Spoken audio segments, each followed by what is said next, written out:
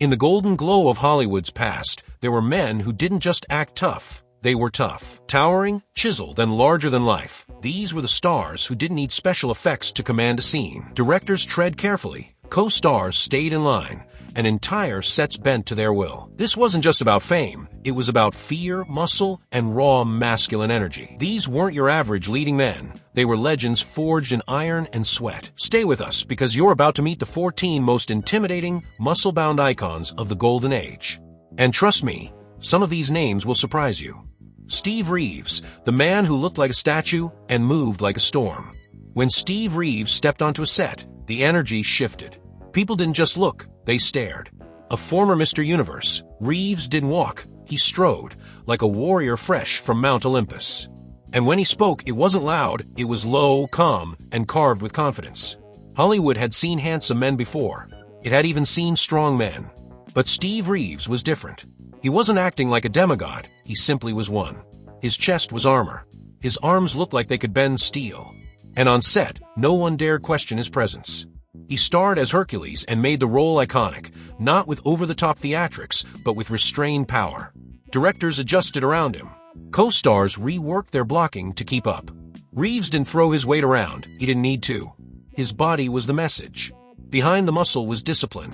He trained relentlessly, ate clean before it was cool, and demanded professionalism from everyone, quietly but firmly. He didn't roar. He didn't bully. He just was. Producers feared one thing, losing him. Without Reeves, the swords-and-sandals genre didn't just wobble, it collapsed. He was the pillar holding it up. This was a man who looked like a sculpture and moved like a storm, and Hollywood was smart enough not to get in his way. Clint Walker, the gentle giant no one dared cross. Clint Walker didn't need to raise his voice. At 6'6" with a chest like a steel door and arms that could shame a lumberjack, he spoke softly, because he could afford to. One look was usually enough. Before Clint ever stepped in front of a camera, he worked as a bouncer, a sheet metal worker, and a merchant marine. He wasn't playing the tough guy in his roles, he was simply channeling himself. When he starred as Cheyenne Bodie on TV, audiences weren't watching an actor pretend to be a Western hero, they were watching a mountain of a man who looked like he could stop a runaway train with one arm. Despite his calm nature, directors and producers didn't push him. They respected him. He wasn't known for tantrums, but everyone knew the quiet ones are the ones you don't provoke. Clint carried himself with grace, but you always sensed the storm was in there, just waiting. Even among his Hollywood peers, many of them stars in their own right, Clint stood taller. Literally and figuratively. He could be warm, gracious, even shy in interviews. But on set, his sheer physical presence created a natural gravity. People moved when he moved. In an industry full of loud egos and flashy bravado, Clint Walker was something rarer, a true giant. And in a town that thrives on power plays, he didn't play at all. He just showed up, and the rest fell in line. Reg Park, the body that could silence a room. Before he ever stepped into a costume, Reg Park was a legend. A 3-time Mr. Universe, he didn't just lift weights, he moved them like furniture. Massive, symmetrical, and impossibly strong, he had the kind of physique that made even other bodybuilders nervous. When Reg entered a room, people paused. Not because he was loud, he rarely was, but because his body spoke first. Thick shoulders, cannonball arms, and a chest like a marble wall. In the gym, he was a king. On set, he was a force of nature. Hollywood noticed. The studios needed someone to follow Steve Reeves in the booming sword-and-sandal craze, and Reg Park fit the armor, and then some. His version of Hercules wasn't theatrical. It was real. You believed he could throw a horse. You believed he could break chains with a shrug.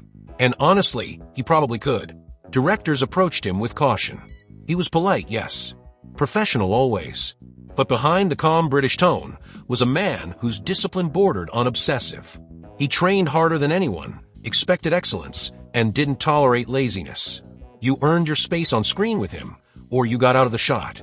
There were stars in Hollywood, and there were bodies built for cinema. Reg Park was both, but more than that, he was a quiet alpha in a town full of noisy pretenders. When he stepped on set, the crew didn't need a reminder to focus. His shadow did the talking. Burt Lancaster, the acrobat who could break you in a smile or a stare. Before the movies, before the fame, Burt Lancaster flew through the air. A real-life circus acrobat with a body honed by years of physical performance, he didn't just act, he moved. Smooth, explosive, unpredictable. His muscles weren't for show. They were built for control, for grace under tension, and for impact when the moment demanded it. Hollywood didn't know what to make of him at first. He had leading man looks, sure, but there was something beneath the surface. Something raw. Something just slightly dangerous. And once he broke out in The Killers, 1946, everyone knew. This man didn't just dominate the screen, he owned the space around it. Burt wasn't the loudest in the room, but directors feared losing control of him because once the camera rolled, he followed his own rhythm. He could smile like a movie star and snap like a boxer in next beat. His energy was elastic, and co-stars often struggled to keep up. Behind the scenes, he was fiercely intelligent, politically sharp, and notoriously uncompromising. He chose his projects. He challenged studios. He didn't bow to anyone. And he stayed ripped long after other actors softened, continuing to do his own stunts well into his 50s. Burt Lancaster didn't intimidate through brute force. He did it with coiled elegance, the kind that made you think twice before pushing your luck. Because whether he was climbing a rope or a power ladder, he was going higher. With or without you. Victor Mature, the muscle star who knew exactly what he was. Victor Mature had the body of a gladiator, the face of a matinee idol, and the attitude of a man who was never quite impressed by his own legend. Towering, broad-shouldered, and cut like a Greek statue, Mature was the go-to man for roles that demanded brute strength and raw screen presence. Samson and Delilah, the Robe, Demetrius, and the Gladiators, he didn't just wear togas and armor, he filled them out like they were sewn onto a stone sculpture. Hollywood loved his look, but Mature knew the game. He once famously said, "I'm not an actor, and I've got 64 pictures to prove it." That kind of self-deprecating honesty didn't come from weakness. It came from confidence, the kind most leading men could only pretend to have. But make no mistake, this was not a man to take lightly. Behind the humor was someone physically imposing and deceptively sharp. He trained hard, stayed in top form, and used his body as a cinematic weapon. Directors knew they had to keep things tight. Mature had no patience for drawn-out nonsense, and his quiet charisma could eclipse anyone sharing the frame. On set, he kept people guessing. Was he joking? Was he serious? Did it matter? When Victor Mature looked at you with those heavy-lidded eyes and that carved-from granite jawline, you felt the weight of a man who knew he didn't need to prove anything. He was already the show. Charlton Heston, the man who carried civilizations on his back. When Charlton Heston entered a scene, he didn't just play a character, he brought an entire era with him. He didn't need a crown to feel like a king, or a chariot to command attention. He was the epic, in body, voice, and presence. With shoulders broad enough to anchor a Roman Empire and a stare sharp enough to cut marble, Heston became the go-to figure for the grand, the godlike, and the untouchable. Ben-Hur, the 10 Commandments, El Cid, these weren't just roles, they were monuments, and he stood at the center of each, like a living statue carved from ambition and discipline. Physically, Heston was the real deal. He trained like an athlete with a tall, muscular frame that aged like granite, slowly and powerfully. But it wasn't just about strength. It was about command. On set, he didn't shout, he declared. And people listened. He took control of scenes and often productions. Crew members knew that once Heston locked into a role, he wasn't acting. He was inhabiting something larger than life. Directors sometimes found him overwhelming. Co-stars struggled to match his force. He wasn't rude or explosive. He simply didn't bend. Even as he aged, that granite didn't crack. He brought fire, steel, and righteousness to every role, never shrinking, never apologizing. Charlton Heston didn't just play heroes, he made them believable. Because when the world needed saving, he looked like the man who could actually lift it. John Wayne, the walk, the stare, the law. John Wayne didn't need muscles to flex. His walk alone told you everything. That slow, deliberate swagger, like a man who owned the land he was walking on. He wasn't the strongest man in the room by technical standards, but no one ever questioned who the strongest presence was. Standing at 6 feet 4 inches, broad-chested, and built like a freight train, Wayne didn't need theatrics. He didn't rush. He didn't beg for the spotlight. He simply arrived, and the spotlight adjusted to him. You didn't direct John Wayne, you worked around him. Producers knew it. Directors respected it. And co-stars? Most just tried to keep up. On screen, he played cowboys, soldiers, sheriffs, and warlords, but in truth, he always played himself. America saw him as the ideal man, rugged no-nonsense, fiercely loyal, and utterly unmovable. And that wasn't just branding. Off camera, Wayne commanded the same respect and the same caution. You didn't argue with him unless you were ready to stand your ground. Not many did. He could silence a room with a stare, and a conversation with a nod, and carry an entire film with one word: Pilgrim. John Wayne wasn't just a movie star. He was an institution, a walking symbol of masculine authority and unapologetic presence. There was no version of Hollywood where John Wayne faded into the background, because wherever he stood, that became the foreground. Woody Strode, the warrior who spoke in silence. Some stars roar. Woody Strode whispered, and the world leaned in to listen. Before Hollywood, he was a pioneer. One of the first black players in the NFL, an elite decathlete, and a man whose body seemed carved for motion and strength. He wasn't just muscular, he was athletically engineered. Long limbs coiled with muscle, perfect posture, and a gaze that held more weight than most actors' monologues. Directors didn't cast Strode for filler roles. They cast him when they needed someone to hold the screen without saying a word. In Spartacus, he plays a gladiator who dies without a single line, yet he's unforgettable. That's power. That's presence. Hollywood in the mid-20th century wasn't always kind or fair, especially to actors of color. But Strode wasn't someone you sidelined. He didn't force his way in. He made it impossible to look away. His calmness was mistaken by some for quiet compliance, until they saw him move. Whether in battle armor or cowboy gear, Woody moved with the fluid precision of a predator and the dignity of a king. He didn't intimidate through noise. He did it through stillness. His silence made you nervous.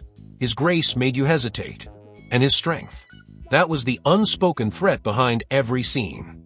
Strode wasn't just a physical presence. He was a force of balance, control, and confidence. A warrior in form and spirit. And when he stared across a dusty frame, even the loudest gunslingers lost their voice. George Reeves, the Superman who felt all too real. Before the cape became CGI and the muscles were sculpted in post-production, there was George Reeves, the original Superman, who didn't need digital help to look like he could stop a speeding train. Reeves wasn't a bodybuilder. He didn't walk around flexing. But when he wore the iconic S, it felt right. Broad-chested, solid, and commanding, he had that rare kind of natural, honest strength, the kind that doesn't need shout to be believed. In the 1950s, TV sets across America tuned in not for gimmicks, but for presence. And Reeves delivered. On screen, he looked like a hero. Off-screen, he carried himself like one too. He was polite, professional, but had a quiet authority that held a room. Directors respected him. Co-stars deferred to him. And kids? They stared at him like he was carved from the comic books themselves. The suit didn't make George Reeves look strong. He made the suit believable. His frame filled out naturally, and his posture sold the fantasy. He didn't need over-the-top drama, a glance, a hand on the hip, a quiet line delivered with conviction. That was enough. What made Reeves truly intimidating wasn't brute force. It was how effortlessly he embodied control. Confidence without arrogance. Strength without aggression. A symbol not just of power, but restraint. In a time when superheroes were still new, George Reeves made one thing clear. You didn't need to fly to make people believe. You just had to stand tall. Gordon Scott, Tarzan with the muscles of a gladiator. When Gordon Scott stepped onto set, it was as if Tarzan had just walked out of a gym, not a jungle. With a body that looked forged in iron rather than raised by apes, he took the vine-swinging hero and turned him into something closer to a warrior king. Before Hollywood, Scott was a lifeguard and military man. He didn't stumble into muscle, he earned it. Thick chest, granite abs, powerful arms that looked capable of crushing coconuts. He was the first Tarzan who actually looked like he could wrestle a lion and win. When he took over the role in the 1950s, audiences were stunned.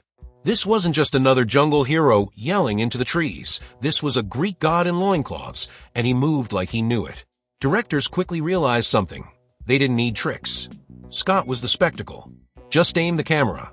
But what truly made Gordon Scott intimidating wasn't just his size, it was his intensity. On set, he was focused, driven, sometimes distant. He didn't clown around between takes.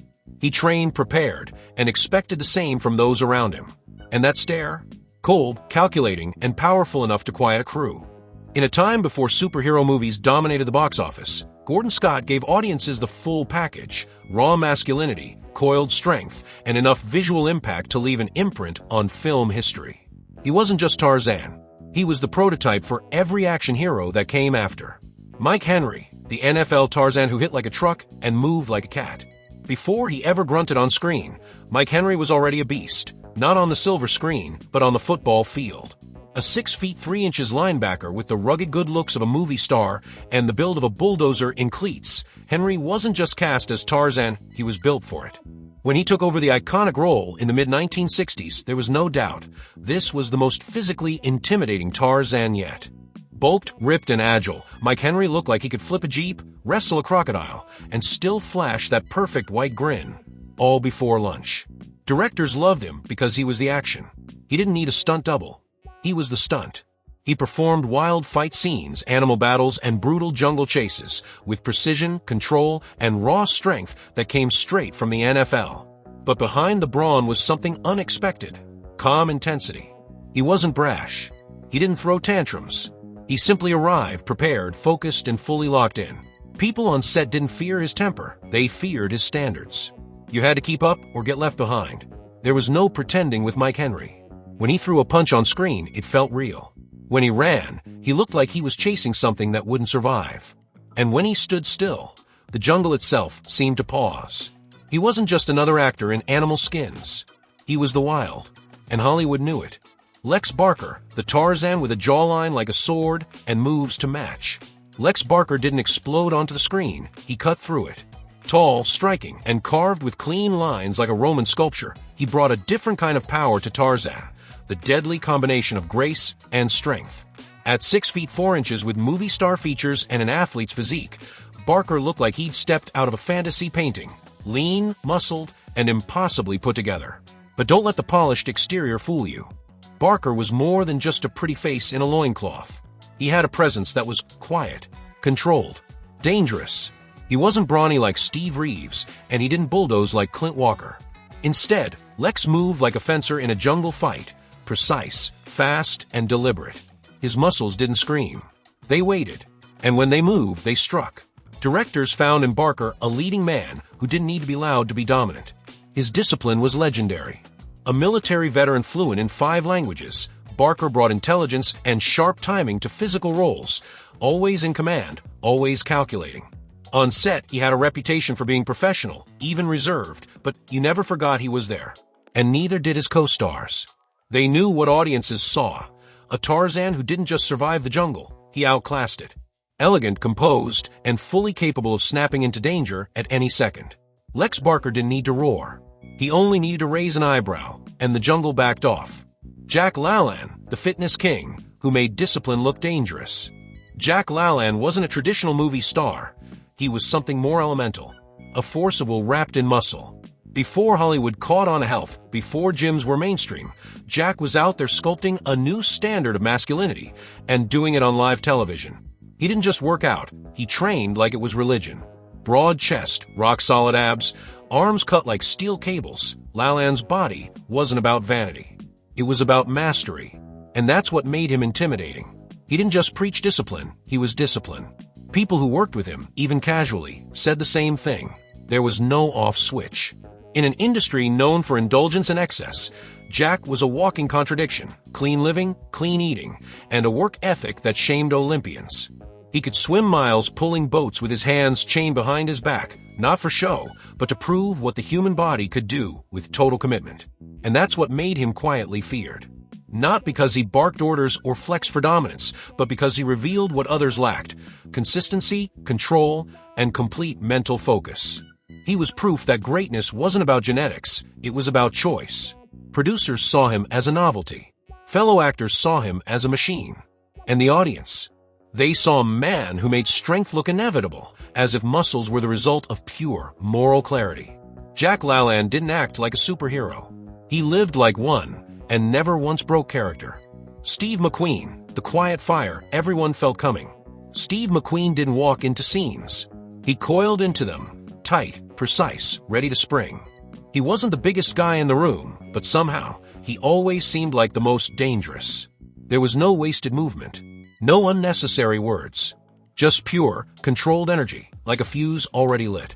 Known as the King of Cool, McQueen was lean, wiry, and built like a coiled muscle with a trigger. His strength wasn't in size, it was in readiness. You believed he could outrun you, outfight you, and outlast you, all without ever breaking a sweat. On motorcycles, behind the wheel, or mid-fight, his body was a weapon honed by motion. Directors often felt uneasy around him. He challenged authority, bent scripts, and always fought for less dialogue and more movement. Why talk when a look could do more damage? He wasn't loud, but he could silence a set. And when that blue-eyed stare locked on you, it felt like standing in the path of a storm that hadn't hit yet. He trained in martial arts, raced cars competitively, did many of his own stunts, and demanded the same authenticity from everyone else. Actors admired him. Some feared him. Most couldn't keep up. Steve McQueen didn't dominate with brawn, he commanded with presence. He didn't play tough, he was tough. And the most unnerving part? He made it all look effortless. These men weren't just actors, they were symbols of a time when physical presence meant something. Before CGI, green screens, and superhero suits with padding, these stars brought real strength to the screen. They carried swords, swung through jungles, lifted chariots, and stared down danger, not with tricks, but with muscle, grit, and raw charisma. What made them feared wasn't just their physiques, it was their unwavering sense of discipline, confidence, and command. In a world of scripted lines and choreographed moments, these were the men who made it all feel real. They didn't need to act powerful. They were. Some did it with silence. Some with swagger. Others with the kind of quiet fire you only notice once you've already backed away. But they all left a mark on Hollywood, on the screen, and on the generations of action heroes who came after them. If one of these legends stood out to you, or if there's someone you think deserves a spot on this list, drop their name in the comments. We'd love to hear who made the biggest impact on you. If you enjoyed this journey back through Hollywood's strongest icons, don't forget to like the video, subscribe to the channel, and ring the bell so you never miss a dose of classic muscle and movie magic. Thanks for watching, and remember, legends aren't born, they're built.